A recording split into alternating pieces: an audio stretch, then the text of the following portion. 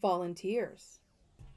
As a state coordinator volunteer, I was being asked to sign a non-disclosure agreement in order to access the movement's third parties database. I was told I would eventually get an email, but in the meantime, I should contact people using my regular email to start recruiting people. Which was alarming. The issue I had with this was I didn't know what I was recruiting for. I was told to just start contacting people and only give my attention to those who would then send more emails. Another alarm. Using my own email for business isn't professional on one level, and on top of that, I was not given a handbook containing talking points for the organization. I also wanted to know how the movement was going to accomplish their goals, which I had to learn firsthand if I could repeat such information. Turns out, nothing was ready, and every individual coordinator was expected to recreate the wheel of activism in their own corner of the world without assistance, and then give credit to the movement for their labor. What benefit were they giving anybody? I was one of many volunteers donating more than 20 hours a week or more, and I had begun asking others about creating a union at one point. As a volunteer, the movement didn't supply any funds for things like Zoom accounts, so many were paying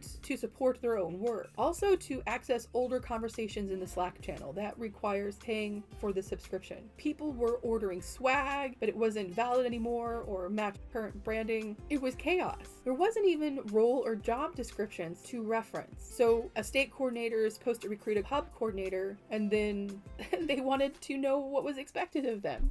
Every person doing anything from setting up a demographic circle or starting a hub had no resources. We're waiting for resources. This became devastating when leadership began removing leaders from some of these circles after they established membership solely through their own labor and financial support. And many people were in elected positions, which should make you assume you just can't get fired.